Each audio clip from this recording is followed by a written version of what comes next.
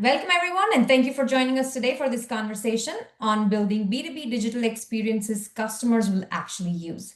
I'm Ruthvi Shah, Director of Product at Kibo, and I am thrilled to be joined by Jeff Mikos from McFadden Digital. Jeff, before we get into the discussion, I'd love for you to take a minute to introduce yourself. Can you tell us a little bit about your background and the kind of work you've been doing in the B2B space? Sure. And thanks, Root V. Hi, everyone. I'm Jeff Mikos. I'm the head of strategy at McFadden Digital.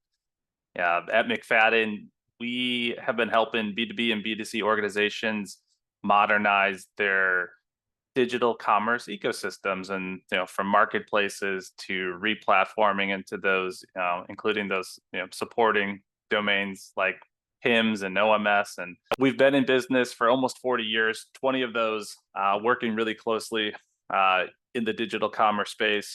Much of the work that we do today is actually, we help manufacturers and distributors accelerate their time to value on platforms like Kibo, Adobe, and Miracle. And my background specifically is helping these organizations go from we're live on this particular technology to we've started to realize business value from these systems that we're putting into place. And that's what makes me pretty excited about today's conversation is how can companies launch a digital experience that the buyers actually want to use, and how to start seeing that adoption with a strong ROI within first 3, 6, 9 months. Thanks, Jeff. I think that's great context, and I think I'm ready to hear more from you. So here we go. Um, you've seen firsthand why some digital experiences click with buyers and others just don't. So can we start right there? You've said that most B2B portals fail not because the technology doesn't work, but because the buyers don't actually want to use them. Which, by the way, I found it very interesting in today's digital world. What are the underlying reasons behind that? And what are some of the most common mistakes companies make when they launch a new portal or an e-commerce platform? Yeah, yeah, it is. It is a little bit of an uncomfortable truth. It could, maybe it seems like a cop out. Like here's the guy who's representing the company that's implementing these technologies, but um, honestly, the fundamental issue is that um, you know, the reason buyers don't adopt a particular digital experience, it's not because of the technology itself. We see a number of different traps or reasons why these types of portals or experiences don't gain traction. We identified 7 of them, and those 7 are, this idea of, number one, if we build it, they will come. There's this widespread kind of perception that our customers want this platform, they want this digital experience, and so all we have to do is go through the motions, and we will automatically see adoption relatively quickly. And I think what ends up happening is that companies, they sort of adopt pretty aggressive adoption curves. Like, so their expectations just are through the roof in terms of what percentage of revenue would come through their digital portals, or how many customers are going to sign up within the first couple of months, and they just don't really put the amount of effort and work into making it successful as they need. So this idea of, number one, build it and they will come. The second thing that we've seen is that companies will take their existing somewhat complicated processes and they just digitize those. So if you've got a really complicated voting process and now you're just putting the forms out, you're digitally, you're not really saving your customers or even your internal stakeholders much time or effort. So that's number 2. Number 3 is focusing on orders and forgetting that there are other ways that your customers, your buyers, are going to leverage this platform. And so and it's an easy trap to fall into because you're spending a lot of time, money, and resources to build this. And the most obvious way to sort of gauge whether or not it's successful is your return on investment, and the way you can calculate that is by, how much, dollars are you pushing through checkout. So there's this tendency to just laser focus in on just transactions, and you forget some of the other kind of features and functionality that, that enable your buyers to do business with you. um, Treating it as just a project, so it's a little bit of, we're not going to focus on the ways that this is going to improve our business holistically. We're just standing it up, and we're going to put it into production, and then you sort of just, you don't kind of manage and manicure it post go live. Uh, Ignoring, so number 5, ignoring internal adoption. So again, you're focused so much on, and even this webinar is titled, right, how to create an experience that your buyers will want to adopt. Well, one way you get your buyers to adopt it is by making sure that your entire internal organization and stakeholders understand the benefits, the value, and how to use the platform or the portal, if you will. And so, if you don't have your sales team on board, they're not going to, bring your customers and your buyers on board. Another, the number 6, another common sort of reason why these fail is just bad data, right? So whether it's inaccurate estimate, time to arrival, or if your inventory counts are off, if pricing, just poor data quality, it's siloed, it's hard to get. And then lastly, just measuring the wrong stuff at the wrong time, sometimes just focusing on vanity metrics. And so I'll probably go into a little bit more detail on this one, but just making sure that you declare yourselves victorious when it's most appropriate, and that you're measuring the right things at the right sort of stages or phases of your sort of digital maturity. Yeah, that's great. In your answer, I think somewhere you touched on, a statement that caught my attention. If we build, they will come, right? Um, Many organizations assume that if they build a portal, buyers are going to naturally adopt it, naturally Yeah. migrate. Why is that assumption so dangerous? And why do ERP or IT-led portals seem especially prone to a low adoption rate? It is a very dangerous assumption. You think of, if we build it, they will come. It just doesn't respect, or it underestimates the power of habit, right? So presumably your buyers have been purchasing and interacting with your business in a particular way for a certain amount of time, and that's a really powerful thing, right? They know where to go to accomplish what they need to do for their particular job. And so, the burden to prove that this new channel or this new way of doing business with you, that burden of proof that it's more valuable or easier than the ways they have been doing it thus far, like that falls squarely on your company's shoulders. And so, just your buyers aren't going to change their behavior just because you stood up, you waved your hand and said, "Oh, we've got this new way of doing business with us."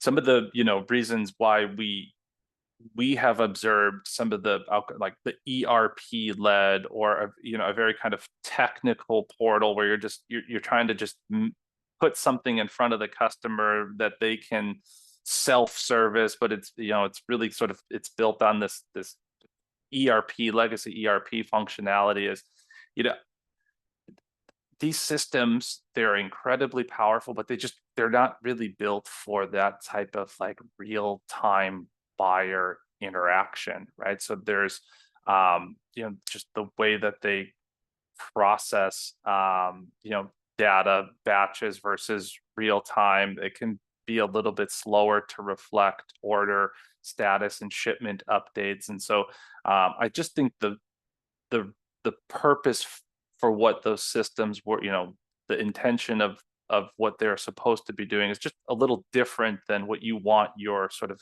buyer facing digital portal to do. Um, they tend to be riddled with internal complexity. So these systems cover all of the wild use cases and fringe cases that it needs to account for in order to be that central hub of your business operations. So often you don't want to really expose your customers to those fringe cases or to all of that complexity. Um, and and I think that in certain instances, ERPs can fail what we would call just the reliability test, meaning that maybe that some of the data that is there isn't entirely accurate, and so for these reasons, you know you don't underestimate how hard it is to have someone change their behavior and the way that they're doing business with you, and just know that while integrating into your ERP is really important. Just building your commerce experience off of that. So it wasn't built for commerce in that capacity. So we'd always recommend a layer in between the ERP and what your customers or buyers see. Yeah, I think the way I always look at it, this is a mindset change for the buyers, right? And which is big. It is almost a switch for them. But great points. So we've covered why so many portals stumble out of the gate. Let's switch gears and talk about how buyers themselves have evolved, because that's really changed the game, right? So buyer expectations have shifted dramatically over the last few years, especially with so many people bringing their personal online experiences into their professional lives, right? And there is little gap, they want the same Yep. experiences. What trends are you seeing in how B2B buyers want to engage digitally? And how are those changes affecting adoption rates? It's a fascinating question. And I feel like this kind of idea that B2B buyers are younger, they're digitally native, and they've got all of these, you know, you know, really kind of consumer grade expectations for their business purchasing experience. I feel like that's been a topic that is talked about and debated. And you're right, it's almost common knowledge, and you can see the stats from the big consulting firms all sort of back that up whenever they're publishing proprietary data. It seems that more and more B2B buyers are willing or even wanting or exclusively using a digital commerce kind of purchase experience or path, and that the amounts that they're willing to spend keep going up year over year over year, just indicating that their comfort level with that channel is growing.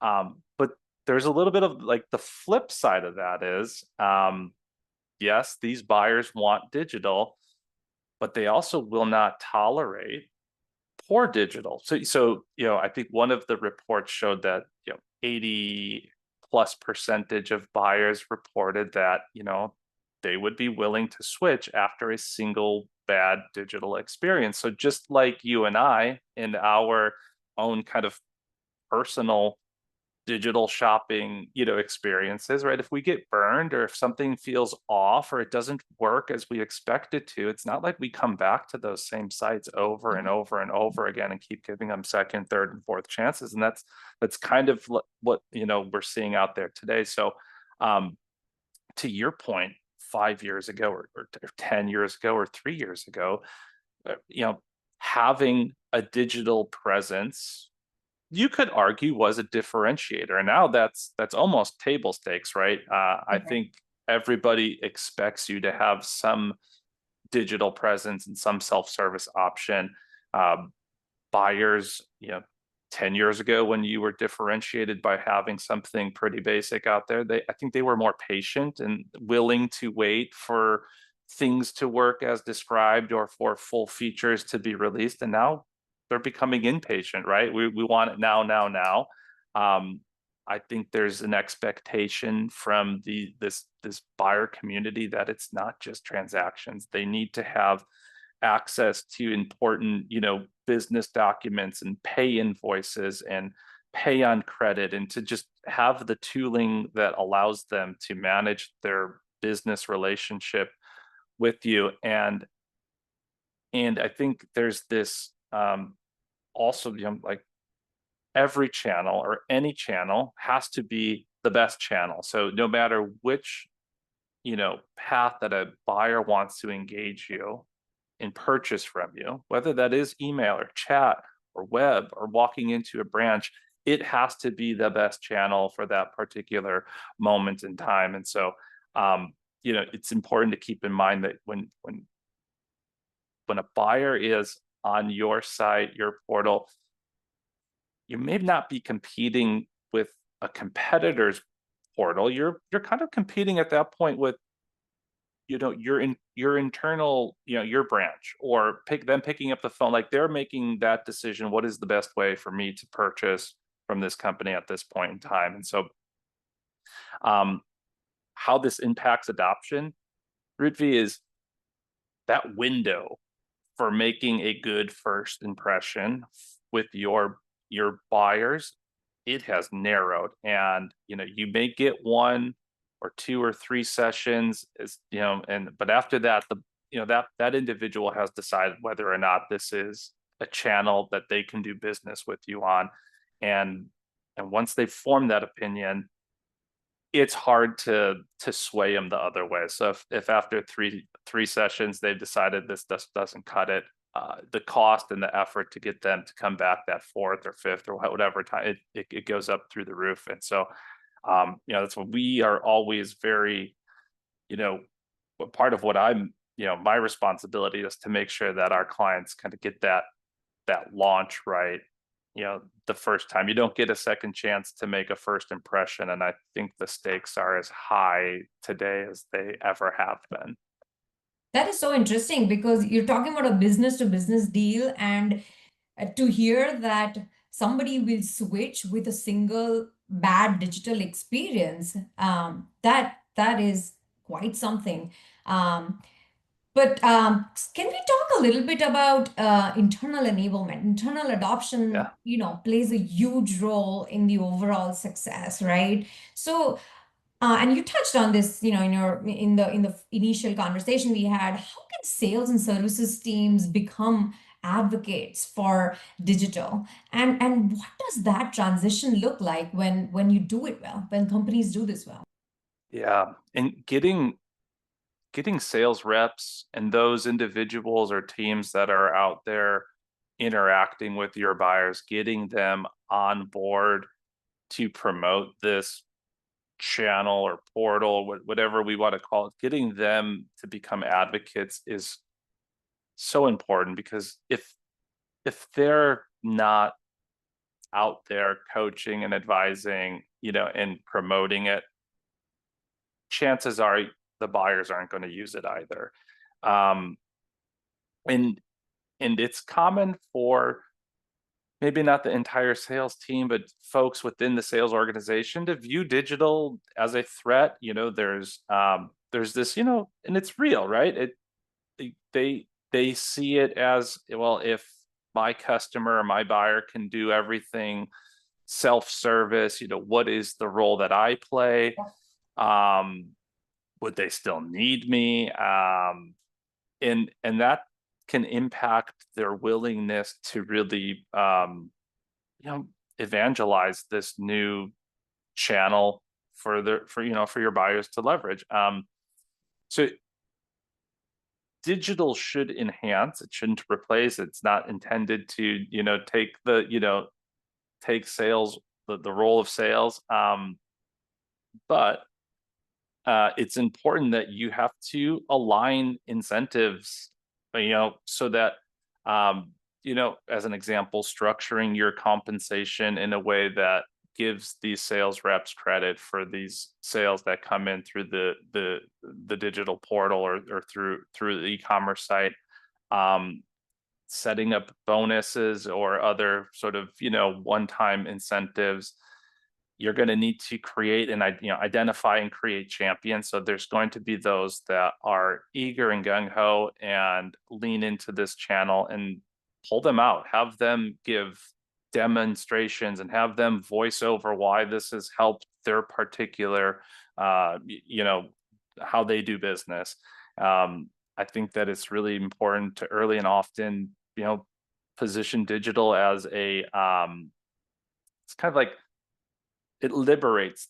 It should be your sales rep should be freeing up time for consultative selling or cross selling. building relationships. So all of that non-value add data and order entry tasks that the sales team may have been performing prior to this, make sure that you're messaging that this is, this is augmenting their work and not replacing it. And and you got to invest in training.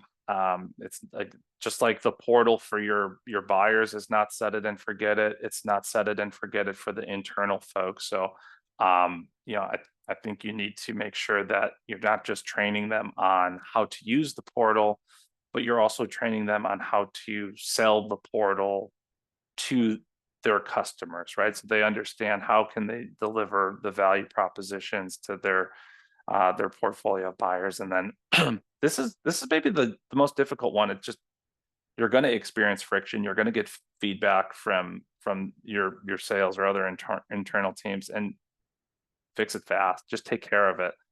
Don't let it linger. Just like your external sort of buyers are not going to keep giving you chance after chance after chance. Neither will your internal folks either. So when something pops up, squash it and take care of it right away. Yeah, and no, you touched on some really important things there. I completely agree with you. Like digital adoption isn't just about getting buyers on board. It's about getting your own people to believe in it, because if they don't, then it's not going to work. And when that happens, then the sales teams will have more time to focus on high value things. So, that's all great points right there. With that, I'm going to move on to our next topic because I have a lot more things to talk about. Yeah. Um, you've developed a great framework that helps companies think systematically about adoption. Can we talk about ease, trust, and value framework? What inspired it, and how does it apply to digital commerce success?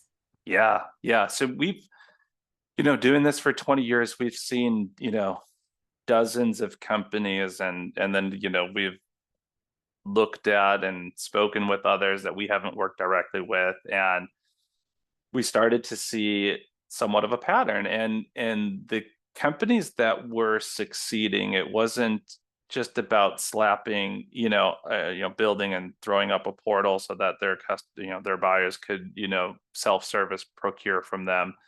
But they were designing experiences around these three core principles of ease, trust, and value. And what kind of inspired this framework was this realization that, adoption it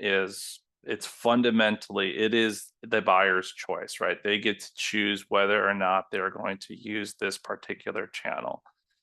And, as I think I mentioned it earlier, changing their behavior is incredibly difficult, right?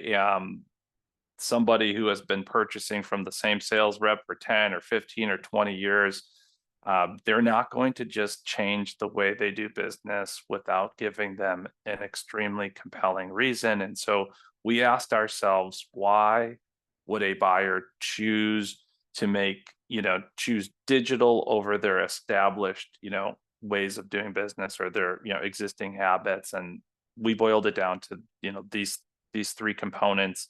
It has to be, digital has to be easier than the alternative. The information that is presented has to be trustworthy, and it has to be more using the digital channel has to be more valuable than using your other channels that you could choose to procure from. And so, um, you know, I'll unpack ease a little bit, yeah, and then I'll go through each one. And I think ease is probably the most straightforward of the three. So it's saying that you have to make it easy for your buyer to do business with you. And so convenience and speed are the two most consistently, the top reasons for why a B2B buyer would use a digital commerce experience, right? They want it fast and it's convenient. And so what does that actually look like in practice when you're thinking of designing an experience? So it's creating streamlined navigation. It is building the tooling that allows them to, create, manage, and reorder lists of products. So these sort of regimented the products that they're always looking for. That means procurement integration. So giving your buyers and your customers the option to purchase in the most sort of customer friendly ways as possible. So that might mean a punch out catalog, or allowing them to procure it through their sort of enterprise buyers may have their own procurement system, and making sure that your platform is integrated with the ways that they want to buy. And then it's just always just reminding yourself to just reduce the clicks, limit the clicks. How many clicks until we can get something in the cart? How many clicks or forms we have to fill out to generate a quote, or to go from quote to order? And that's really there to prevent you from just taking all the complexity that you have today offline and building an equally complex digital experience. So that's ease. And I think most folks understand and accept that, yeah, this should be easier than the other ways to do business with us. The next component of the framework is trust, and this idea that you need to have accurate information on your website or your commerce portal. Accuracy builds confidence. Trust is earned slowly. But it's lost instantly, right? So that's the balancing act and the challenge here. And so you only get so many opportunities for your customers to come across incorrect pricing, wrong availability, or outdated information, right? And so it's reliable pricing, accurate and complete product data, and more and more now it's how you're providing access to that data. And I know we'll talk a little bit about what the future looks like, and how you can't really have a webinar nowadays without talking about AI. But so much information, and some really like specialized industries may live in like a PDF sheet, and that may work and you can get away with it today, but I think slowly, like, just the way that buyers will be interacting and finding content is going to change pretty quickly.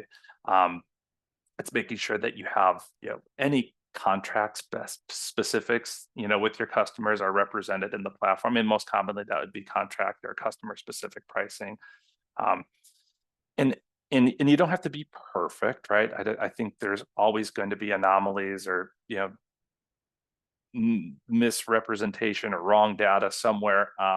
But I think it's being reliable and it's being transparent, and if there is an issue with the data, fixing it. But what really would kill adoption is if all of a sudden this portal can no longer be considered sort of the source of truth. And then lastly is value. And so how do you make this digital channel a more valuable for your shopper, your customer to use versus your other channels? And I think this is interesting because it can look different for different companies. It could look different for different shoppers. So there's a lot of unique variables that like would feed into, well, what is valuable. But at a high level, things like 24/7 convenience, that could be considered valuable. Providing account dashboards, or just different insights into the business through the portal that they may not be able to access elsewhere. Tools, and if you've got a native application or an iOS or mobile app, and providing unique features and functionality. Loyalty programs and rewards would kind of be bucketed in how do you create value. And then again, any kind of insights and analytics that may help your buyers optimize their own inventory, or identify or calculate savings, or discover new products, would be ways that you can help create value for the digital commerce channel relative to some of the others, and others that they may be purchasing from you today. Oh, that's a great framework. And as you were talking about ease, trust, and value, I've built a lot of the or pretty much the Keywords B2B platform, and when I think about ease, trust, and value framework, I'm like, yeah, inherently that's kind of my thought process. But when you put that framework out there and you consciously start thinking about it, Yeah. I think you would also build a platform which is extremely useful for the buyers. So, great points there. Can you talk about how to measure, like how do we measure success and keep the momentum going? So like when companies are rolling out digital channels, how should these companies think about measuring adoption at different stages, right? Early stage, mid stage, more matured phases. Um, and if they're already live but adoption is low, where's the best place to start turning things around?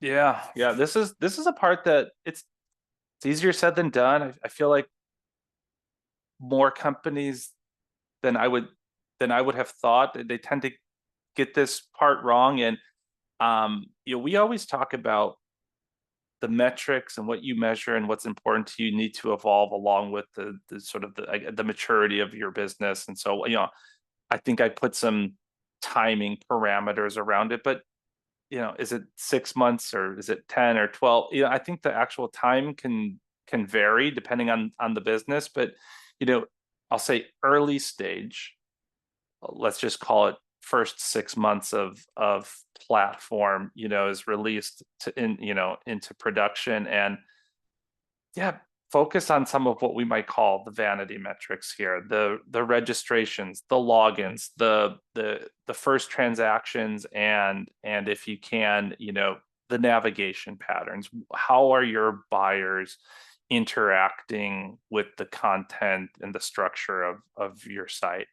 And your goal here is to show engagement, right? These, again, yes, they're vanity, but they're important because they're early indicators that your users are coming to your site. And heck, if you can't even get someone to register and log in, there is no other there's no other metrics that you're going to need to monitor anyway. So um, I think where sometimes we can get a little bit ahead of ourselves, there's a little danger in, you see some good response, you see some registrations and some logins, right? Check, check, check. Wow, we've done a good job at launching. And you start to feel a little bit, maybe a little complacent. You start, there's a balance between celebrating, the small wins um, but this doesn't mean that you have adoption just because you have registrations and you have logins, right? So then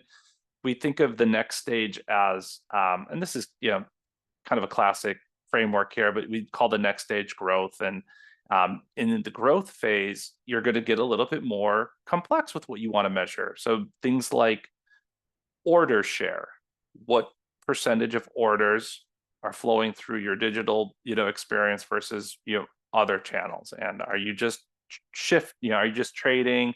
Does it look different, by a particular cohort of customer, SMB versus enterprise? Is there a particular composition of customer that is over or under indexing? You want to look at repeat usage. Are they coming back and purchasing from this channel? You're going to start to look at transaction sizes, and you want to see, are they purchasing the full spectrum of your product catalog? Are there certain categories or certain price points that seem to lend themselves more to this channel versus the other? Yeah, and you want to make sure, like, what you're looking out for is, uneven adoption across segments. You're looking for any patterns related to just simple orders. Are they just using it, to bang out, very pedestrian repeat orders? Or are they leveraging the platform for some more complex and higher priced, larger baskets?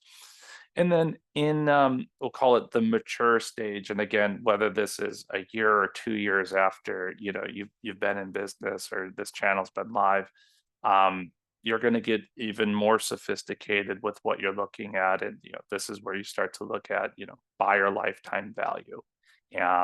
are those that are adopting digital, do they, do you have a, you do more business with them, share of wallet, how much of a particular buyer or company spend is coming through digital versus other channels.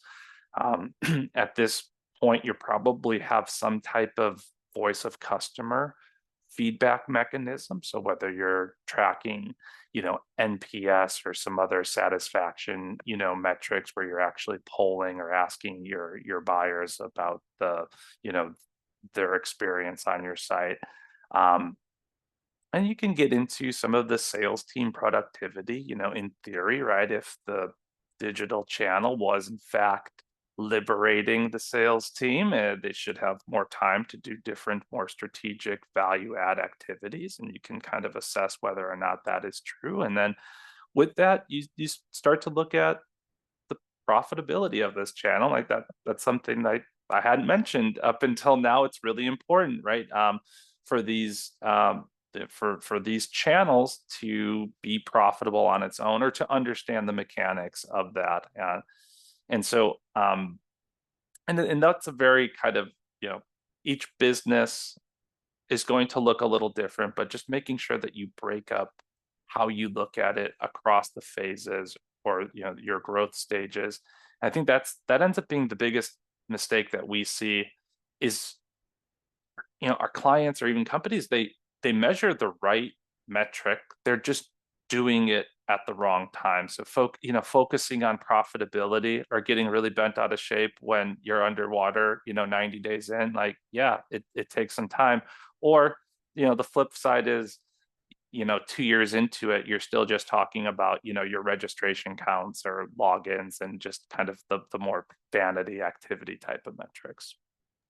No, that's great advice. Because it's so easy to rush into like the next thing, right? Instead of looking at adoption metrics and engagement signals, and knowing, the order in which to look at some of these metrics, I think is going to be extremely important. So yeah, so far we've touched on adoption, we touched on buyer behavior, success metrics. I am sure everyone would love to hear about the future of digital B2B commerce, B2B experiences. So, as we wrap up, I want to get your take on what's Yeah. next. How do you see, the emerging technology, like you said, AI, personalization, or composable platforms changing the buyer experiences in the next few years? Yeah, I don't have a crystal ball, so I'm gonna do my best here. I feel like by the time we wrap up recording this, there could be an announcement that makes one of my statements obsolete. But yeah, I mean it feels like it's moving so incredibly fast, and then there's this, there's, is it hype? Is it really practical? Who can really adopt, or who is adopting and leveraging and pushing some of what is being described into production? It is just, it's the Wild West right now. I do think that there are some areas where I suppose I'm a little bit more confident in, having seen some stuff. I do think there are going to be some key technologies and their impact. And so, for an example, I think just artificial intelligence, I see it both in what the platforms themselves are, bringing to the table, and then just how our clients are asking questions and thinking and experimenting. So when it comes to predictive reordering, I think that there's going to be a lot of progression in terms of your ability to predict what your customers will need, and to have that teed up for them. And there's probably always this human in the loop philosophy where it may never get to be fully automated, or there's only certain types of purchases that could be fully automated. But we are seeing it a little bit early. I know in my personal life, I order groceries online, and once a week I get a pre-built list of groceries that are based on 6 or however many months of order history. And so I think the technology is maturing to a point where we're going to see a little bit more of that in a B2B setting. This this concept of I'll just call it search, but there's kind of two components. There's this, this conversational where I just want to talk to you about what the heck I need, and it's natural language, but then it's also a little bit of the system's understanding intent. And so so when a buyer might search for a rust proof fastener for a marine setting, or it knows what it's talking about, even though it's not searching for a particular product. So I think that how I think just search in general is ripe for some innovation. Um, Hyper personalization is another area where I think we're going to see some. I think whether it's AI, it probably is AI that's driving this, but it's like really, you can have these really, a complex company may have, they may have 20 registered users on your account, and each one of those individuals might have certain spend limits. They have certain catalogs or cadences and routine, and creating a very unique experience based on that individual that's logging on. I think we're not too far out from catering the experience on a per user basis, and that could include just that portal adapting to what you're trying to accomplish. Are you building a quote? Are you purchasing? Are you just seeking information? And then the dashboarding and the analytics that you're providing back to that user. I could imagine a scenario in the not too distant future where that is very kind of, personalized to that individual user. And then, like composable commerce is an interesting one. I think that it feels like we went through a moment where, composable was all the rage, and then it we're sort of like at the opposite end of it here. But then we find ourselves, a lot of our implementations, they have a lot of composable concepts and architecture to it. And so while it may not be applicable to every company, and maybe not everyone is a good candidate to have composable architecture, I do believe that in order to take advantage of all that we think AI might bring to the table, having some elements of composability is really going to be a strength or an asset, or potentially even a must-have if you want to bring to life some of these AI-driven experiences. And so for us, think that it's all about solving those buyer problems. So it's not about the technology itself, but whether can you leverage technology to solve a real problem within your your buyer community. And we think the ones that are going to win are those that will just relentlessly focus on that buyer experience, regardless of what technologies they use in order to deliver it. Oh, this is exciting stuff, and with AI in the mix, it feels like we're just scratching the surface of what's possible in B2B. Um, Jeff, thank you. Thank you so much for such a thoughtful conversation. I thoroughly enjoyed it. I love how you broke down adoption into both human and structural factors and not just technology. So that's great. Um, Lastly, thank you to everybody who joined us today. If you want to learn more about how Kibo helps companies create B2B digital experiences their customers will actually use, please feel free to contact us, and you have a great day. Thank you, Root V. Thank you to all that joined. I appreciate the time.